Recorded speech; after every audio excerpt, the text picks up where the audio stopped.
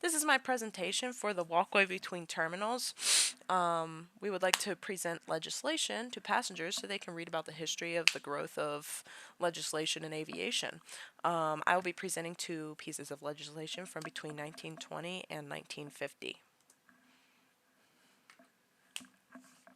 The legislation I will be covering today is the Air Commerce Act of 1926 and the framework created by it and its impact on safety, and the Civil Aeronautics Act and its regulatory changes and its impact on safety. I think it's important to cover the impact on safety of both of these legislations because these passengers are traveling through the airport. They want to have that reassurance that air travel is safe. The Air Commerce Act of 1926, the framework created by it, it established the overall procedures. So it established licensing and safety standards for the first time. And it also ensured that there would be enforcement for these procedures. And it reinforced growing design and production that had really been boosted by war efforts and mail, actually. It also had a big impact on safety. It reassured that safety standards would be enforced, not just recommended. It allowed for the creation of airways and navigation aids, which led to how safe air travel is today because of how easy navigation is. And it enforced air traffic rules as well. So there will be consequences to flying in an unsafe manner kind of deal, finally enforcing that safety. The Civil Aeronautics Act in 1938 had some regulatory changes that were really foundational. It established the Civil Aeronautics Authority, which eventually became the Civil Aeronautics Board a couple years later, which was the foundation for creating the Federal Aviation Administration as we know it today. This established federal regulation on air carriers, such as airfares and air routes, which leads us into safety. That's a safety thing in and of itself, but the biggest part the Civil Aeronautics Act did for safety was establishing the Air Safety Board, which provided for accident investigation and accident prevention. So instead of just putting consequences for unsafe action, it put out preventative measures for aviation safety. So prevent the accident instead of just react to the accident.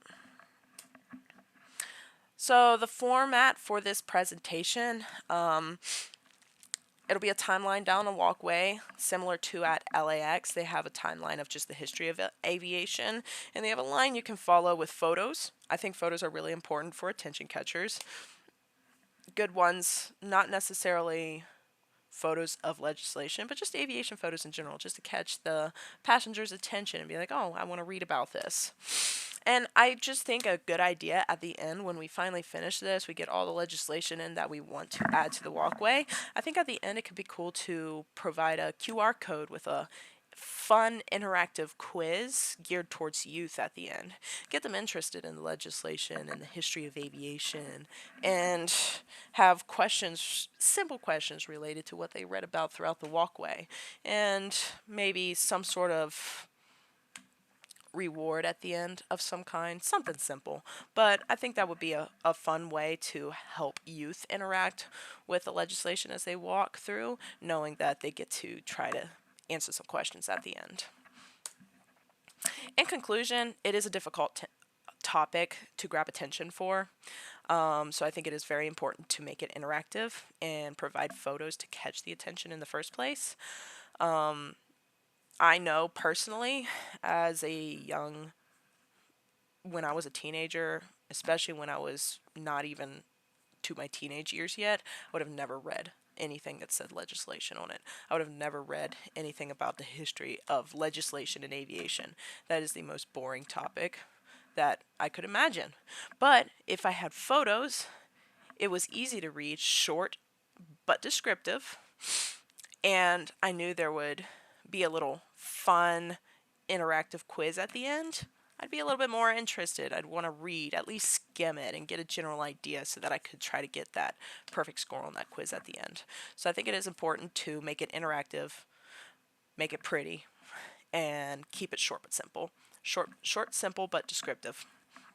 And that is my conclusion. Here are my references.